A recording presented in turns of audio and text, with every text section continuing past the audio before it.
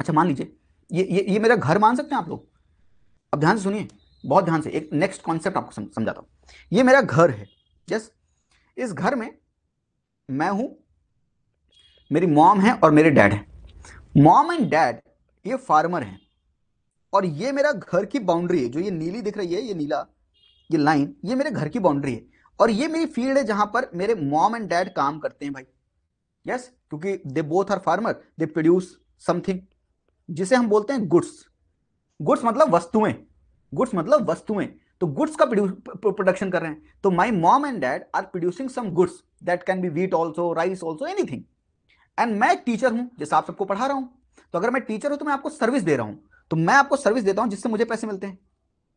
Yes, let's say पूरे एक साल में मेरे मॉम एंड डैड ने मिलकर लेट्स से 10 लाख रुपीस का गुड्स प्रोड्यूस किया। ये 10 लाख रुपीस का गुड्स, अरे गुड्स तो क्वांटिटी में प्रोड्यूस किया होगा ना। इतने केजी व्हीट प्रोड्यूस किया होगा, लेकिन उसकी कुछ मार्केट वैल्यू होगी ना। मार्केट में बेचने जाएंगे तो उसकी कुछ वैल्यू होगी, उस वैल्यू से मल्टीप्लाई किया तो वैल्यू निकल आई पूरा। तो अगर मैं आपसे कहूं, माफ कीजिएगा, अगर मैं आपसे कहूं 1 केजी राइस की कीमत 10 रुपीज है, तो अगर मेरे पास 10 केजी है तो कितना रुपीज मुझे मिलेगा? 100 रुपीज। ऐसे ही मैं आपको बोल रहा हूं कि ये वैल्यू कैसे निकलती है, जब आप क्वांटिटी में आप मल्टीप्लाई करते हैं कि उसका प्राइस क्या है। क्वांटिटी में जब प्राइस मल्टीप्लाई करते हैं तो उसकी वैल्यू निकल के आती है। यस, सिंपल है, ये तो आपको भी पता है। विच मीन्स कि मॉम एंड डैड मिलके कितना गुड्स का प्रोडक्शन कर रहे हैं एक साल में 1 ईयर में 10 लाख रुपीज का प्रोडक्शन कर रहे हैं। और मैंने कितना कमाया टीचिंग से? लेट्स से सर्विसेज देकर मैंने 10 लाख रुपीज कमाया। मैंने भी 10 लाख रुपीज कमाया सर्विसेज देकर एक साल में। तो मॉम डैड और मैंने मिलके 1 ईयर में टोटल इस बाउंड्री के भीतर कितना गुड्स एंड सर्विसेज का प्रोडक्शन किया है? आप कहेंगे सर आप दोनों ने मिलके 20 लाख का गुड्स एंड सर्विसेज का प्रोडक्शन किया है, क्योंकि गुड्स 10 लाख का था एंड सर्विसेज 10 लाख की थी। This much understood? तो अगर मैं आपसे कहूं कि एक ईयर में मेरे घर की टोटल जो वैल्यू क्रिएट हुई है गुड्स एंड सर्विसेज को बेचने के बाद, वो 20 लाख रुपीज है, आप एग्री करेंगे? यस। अगर मैं कहूं कि ऐसा मेरा घर है जहां पे गुड्स एंड सर्विसेज का प्रोडक्शन हो रहा है, ऐसे देश में और भी कितने ढेर सारे घर हैं। अगर उन सब घर का मैं ये मिला लूं, 20 लाख मेरा, किसी का 14 लाख होगा, किसी का 10 लाख होगा, किसी का 20 लाख होगा, सबका मिला जुला लूं, तो क्या पूरे देश में जितने घर हैं उन सब ने कितना गुड्स एंड सर्विसेज का प्रोडक्शन किया है ये पता चल जाएगा? Answer is yes. Which means कि अगर मैं पूरे देश का काउंट कर लूं तो क्या मैं उसे कुछ नया नाम दे सकता हूं? आपने कहा दे दो सर, मैंने कहा कि मैं दे देता हूं। इसका नाम है gross domestic product, GDP. Gross मतलब कुल मिलाकर कितना, मतलब ग्रॉस मतलब एग्रीगेट, इंग्लिश वालों के लिए एग्रीगेट और हिंदी वालों के लिए कुल मिलाकर कितना। डोमेस्टिक क्यों कह रहा हूं? क्योंकि डोमेस्टिक का मतलब होता है घर। और मैंने डोमेस्टिक क्यों कहा? क्योंकि मैंने कहा था कि ये मेरी बाउंड्री है, इस बाउंड्री में मैं कितना प्रोड्यूस कर रहा हूं, मैं अपने घर में कितना। तो अगर देश मेरा घर है, पूरा देश मेरा घर है, तो देश की बाउंड्री है कोई, उस बाउंड्री में कितना गुड्स एंड सर्विसेज का प्रोडक्शन हो रहा है। प्रोडक्शन मतलब, प्रोडक्ट मतलब गुड्स एंड सर्विसेज। तो ग्रॉस मतलब पूरा कुल मिला के, डोमेस्टिक मतलब घर की बाउंड्री के भीतर, प्रोडक्ट मतलब गुड्स एंड सर्विसेज का प्रोडक्शन करना। तो अगर मैं आपसे कहूं कि जीडीपी की एक बार डिफिनेशन लिख लो, एक हेडिंग डालो, theme 1 GDP and related concept, और पहला कॉन्सेप्ट का नाम लिखिए gross domestic product. The total value of all the final goods and services produced in domestic territory of an economy in a given accounting year is called gross domestic product। जहां समझ नहीं आया तो मुझे बता दो भी कि ये समझ नहीं आया।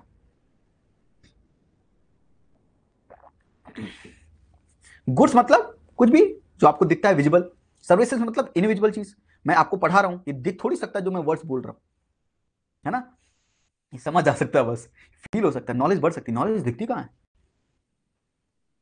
तो gross domestic product, total value of all final goods and services produced in domestic territory of an economy in a given accounting year. ना गिवन अकाउंटिंग ईयर ये फाइनेंशियल ईयर हो सकता है। फाइनेंशियल ईयर कब शुरू होता है? 1 अप्रैल से शुरू होता है, 31 मार्च को खत्म हो जाता है। जैसे नॉर्मल ईयर कैसे शुरू होता है? 1 जनवरी से शुरू होता है, 31 दिसंबर को खत्म हो जाता है। ऐसे फाइनेंशियल ईयर क्या होता है? 1 अप्रैल से शुरू होता है और अगले साल 31 मार्च को खत्म हो जाता है। उसी को हम अकाउंटिंग ईयर बोल रहे हैं। अकाउंटिंग ईयर मतलब कितने कितने साल का, कितना टाइम पीरियड का आप कैलकुलेशन कर रहे हैं। Accounting year, the total value of all final goods and services produced in domestic territory of an economy is an given account in a given accounting year is called gross domestic product, इसे हम GDP बोलते हैं। तो वही मैं बोल रहा था आपको कि अगर ये देश है मेरा और ये देश की बाउंड्री है, इस बाउंड्री के भीतर जितना गुड्स एंड सर्विसेज, गुड्स बोले तो कि ये फार्मर ने वीट प्रोड्यूस किया, राइस प्रोड्यूस किया, सर्विसेज बोले तो नाई ने बाल काट दिए आपके, हेयर कट कर दिया, या टीचर ने आपको सर्विस दे दी, दीज आर कॉल्ड सर्विसेज। तो कितना गुड्स एंड सर्विसेज का प्रोडक्शन किया इस डोमेस्टिक टेरिटरी के भीतर, इसको हम बोलते हैं जीडीपी। तो जीडीपी में सबसे इंपॉर्टेंट क्या है, डी। डी मतलब डोमेस्टिक, घर की बाउंड्री होना बहुत जरूरी है, आपकी डोमेस्टिक टेरिटरी क्या है, तब जीडीपी आएगा। तो मैंने आपसे एक सवाल पूछा कि क्या मैंने पूरी ये जो बताते समय कभी ये बोला मैंने आपको कि डोमेस्टिक टेरिटरी के अंदर फॉरेनर्स नहीं होने चाहिए। अरे इस डोमेस्टिक टेरिटरी के भीतर कोई भी हो सकता है, इंडियंस भी हो सकते हैं, फॉरेनर्स भी हो सकते हैं, कोई भी हो सकता है। हमें मतलब नहीं है कि वो इंडियन है या फॉरेनर है, मुझे मतलब नहीं कि वो देसी है या विदेशी है, मुझे सिर्फ इस बात से मतलब है कि वो टेरिटरी के भीतर है, इस लाइन के, ये जो बाउंड्री है हमारी, उस बाउंड्री के भीतर है, अंदर है, इनसाइड है। They are the within the domestic territory of a nation. They can be Indian, they can be foreigner, they can be anybody. They are producing goods and services which I need to calculate in a given time period to calculate the gross domestic product. समझ आ गई बात। तो क्या India में Indians के अलावा foreigners होंगे? जाहिर सी बात है, यहां पे कई फॉरेनर्स भी होंगे, कई कंपनियां, फॉरेन कंपनीज भी होंगी जो सर्विसेज दे रही होंगी या तो गुड्स प्रोड्यूस कर रही होंगी। उन सबका जोड़ रहे हैं? आंसर इज यस, उन सबका जोड़ रहे हैं। क्यों जोड़ रहे हैं? क्योंकि ये जीडीपी है, डी है, डोमेस्टिक प्रोडक्ट है, इसलिए जोड़ रहे हैं सब कुछ। हेडिंग डालिए, used based classification of goods and services. और तीन तरह लिखिए, ये अभी मत लिखिए, आप तीन लिखिए, consumer goods and services, capital goods and intermediate goods and services. तो एक होगा consumer goods and services, capital goods, intermediate goods and services.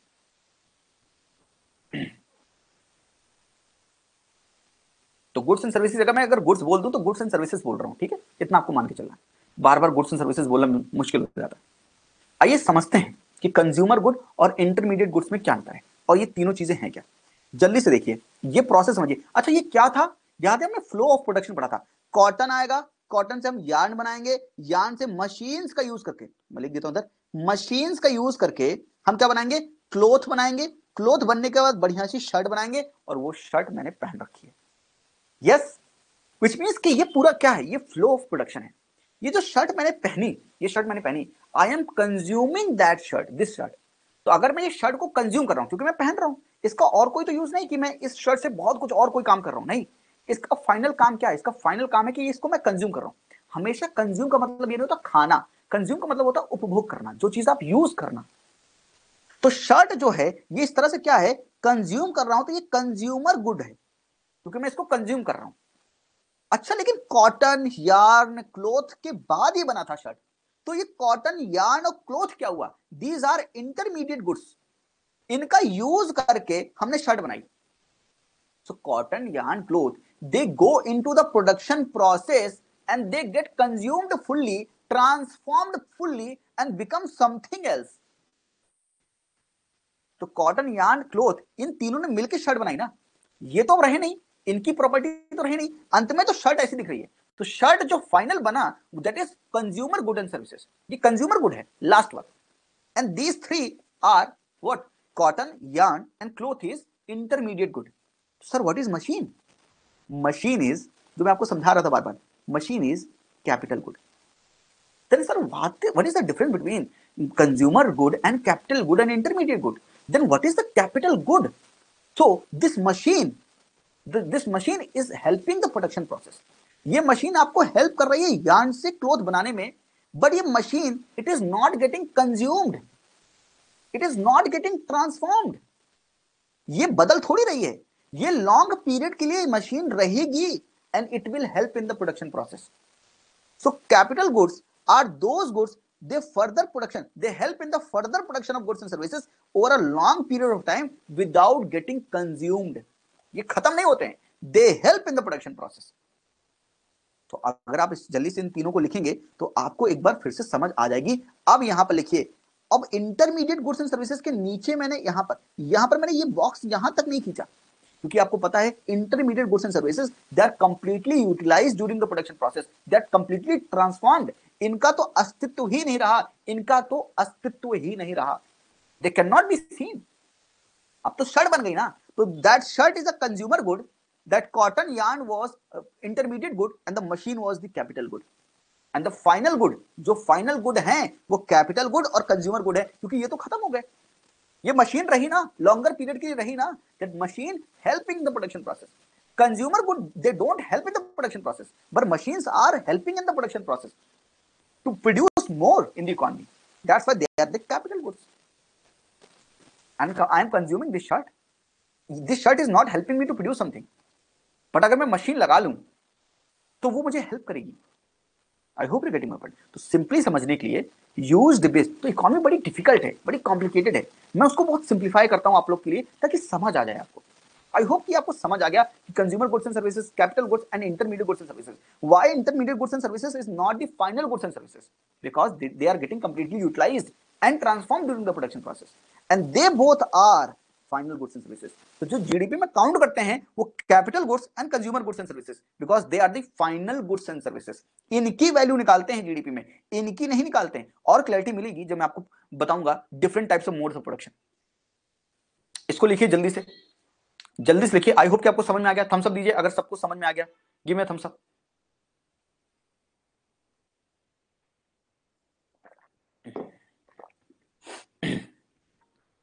चलिए चलिए जल्दी लिखिए इसको, फिर आगे बढ़ते हैं।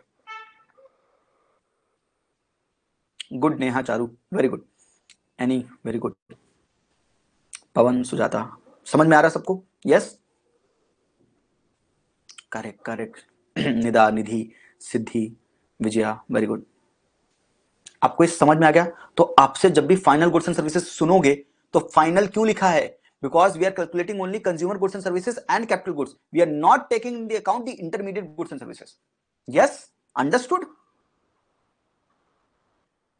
ठीक है, आते हैं डोमेस्टिक टेरिटरी के पास, आते हैं डोमेस्टिक टेरिटरी के पास। What is domestic territory? चलिए लिख लीजिए इसको जल्दी से। तो सबसे पहले तो हम जानते हैं कि जो लैंड और सी बाउंड्री मतलब 12 nautical miles, the territorial waters, that is called domestic territory. तो ये सब कुछ डोमेस्टिक टेरिटरी का पार्ट है।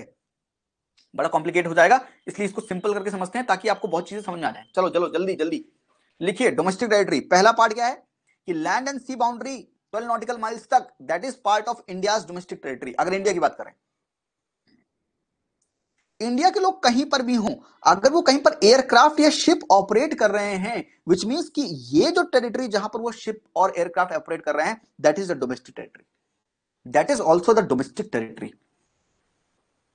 जहां पर इंडिया के रेजिडेंट, इंडिया की बात करें, अगर हम इंडिया के डोमेस्टिक टेरिटरी की बात करें, तो जहां पर भी इंडिया के रेजिडेंट अगर ऑयल प्लेटफॉर्म्स या नेचुरल गैस रिग्स ऑपरेट कर रहे हैं, वो भी इंडिया की जीडीपी में काउंट होगा, क्योंकि वो इंडिया की टेरिटरी होगी।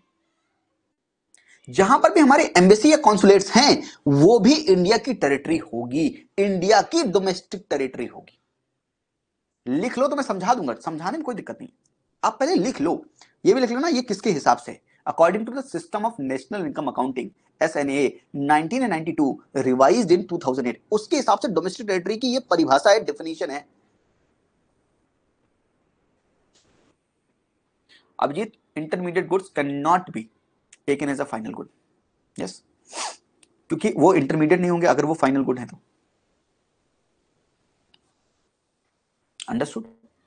Intermediate goods they completely utilize in the production process, इसलिए मैंने आपको लिखवाया यहां पर कि they are use for final satisfaction of the consumer, further production of goods and services over a long period time, they completely utilize during the production process and they get transformed. इसकी वजह से ये final good नहीं होते।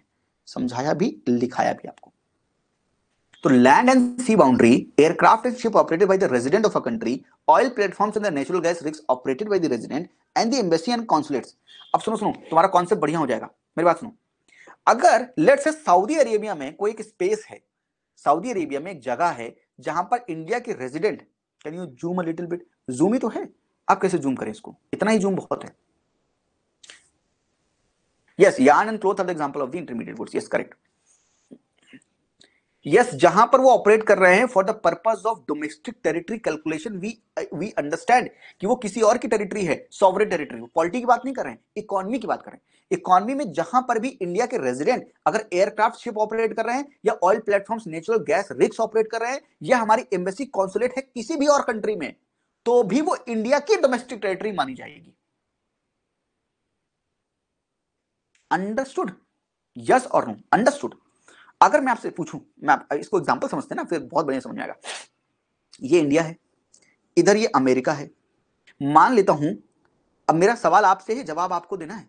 India, ये America में, ये India की एम्बेसी है। ये जो टेरिटरी मैंने बनाई अभी रेड कलर से, ये इंडिया की एम्बेसी है। कहां पर? अमेरिका में। ये यूएसए में इंडिया की एम्बेसी है। और इस एम्बेसी में कौन काम कर रहा है? अमेरिकन काम कर रहे हैं। अमेरिकन काम कर रहे हैं। मैं आपसे पूछना चाहूंगा, ये अमेरिकन ने जितना भी गुड्स एंड सर्विसेज का प्रोडक्शन किया, वो जो भी वैल्यू आएगी कहां पर काउंट करेंगे? बताओ, कहां कहां काउंट करेंगे? क्या इंडिया की जीडीपी में काउंट करेंगे? क्या यूएसए की जीडीपी में काउंट करेंगे? क्या इंडिया की जीएनपी में काउंट करेंगे? क्या यूएसए की जीएनपी में काउंट करेंगे? सोच समझकर बताओ मुझे। क्या बात है यश? क्योंकि ये इंडिया की डोमेस्टिक टेरिटरी है, तो इंडिया की जीडीपी में तो काउंट करेंगे ही करेंगे। इंडिया की जीडीपी में काउंट करेंगे ही करेंगे। पर फॉर सिंप्लिसिटी, अगर मैं मान लो ये अमेरिकन जो है 182 डेज से ज्यादा अमेरिका में ही रहता है, इंडिया में कम रहता है, मतलब इंडिया की टेरिटरी में तो काम करने आता है, बाकी समय तो उसी जगह पे रहता है, ये मान सकते हैं ना? बिल्कुल। तो वो क्राइटेरिया अगर आप नहीं सोचें, उसको अंडरस्टूड रखा करिए, सेल्फ अंडरस्टूड, ठीक है? तो ये अमेरिकन जो है, ये अमेरिका का इंसान है, लेकिन ये अमेरिका की जीएनपी में काउंट कर ले हम। कहां गया? यूएसए की जीएनपी में, क्योंकि ये यूएस का रेजिडेंट है।